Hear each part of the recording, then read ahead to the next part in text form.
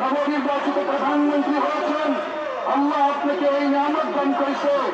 আমরা আপনার প্রতি বিনীত অনুরোধ করব, আপনি একটি নামাজ বাস্তবায়নের চারা লাগান। সমস্ত অফিস আদালতে আসান হওয়ার পর নামাজের জন্য বাধ্যতামূলক 40 মিনিট অফিস আদালত বন্ধ থাকবে। সমস্ত শিক্ষা প্রতিষ্ঠানে নামাজকে বাধ্যতামূলক করা হবে।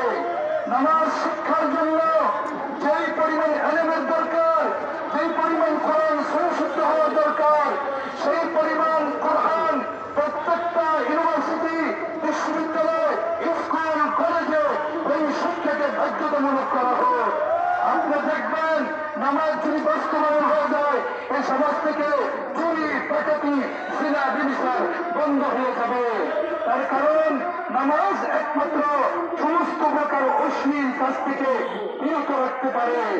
এই বিরত রাখার জন্য যত বাহিনী আপনি তৈরি করেন না কেন, যত স্ট্যান্ডার্ড কামান আপনি ব্যবহার করেন না কেন, কোন বাহিনী কাজ হবে না, কোন অস্ত্র কাজ হবে না।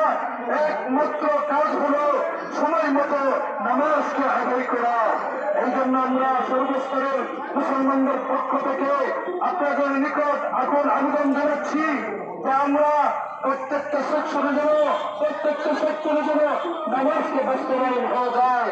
আর আমাদের এই কথাগুলো যেহেতু এখানে অনেক মিডিয়া ভাইরা রয়েছেন, আল্লাহর রাস্তে আল্লাহর সন্তুষ্টির জন্য আপনারা সেই সংসদ পর্যন্ত, সচিবালয় পালন পর্যন্ত আমাদের এই কথাগুলো পৌঁছে দিবেন, সেই গণভবন পর্যন্ত পৌঁছে দিবেন, প্রধানমন্ত্রীর কার্যালয় পর্যন্ত পৌঁছে দিবেন।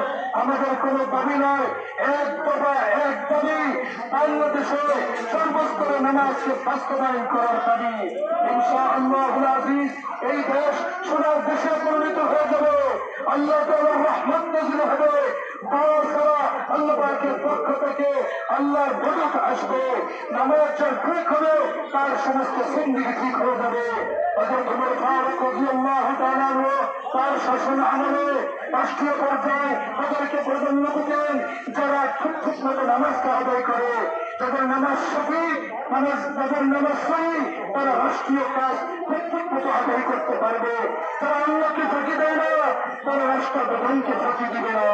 সুতরাং সমস্ত মন্ত্রী পরিষদ, সমস্ত এমপি, চেয়ারম্যান, মেম্বার যারা যেখানে থাকে মুসলমান হওয়ার পরেও তার প্রথম হুকুম হলো নামাজ। সুতরাং নামাজকে আপনার বাধ্যতামূলক করেন। নামাজ যখন বাধ্যতামূলক হয়ে যাবে, ইনশাআল্লাহ আমাদের এই দেশটা সোনার দেশে পরিণত হয়ে যাবে। আল্লাহ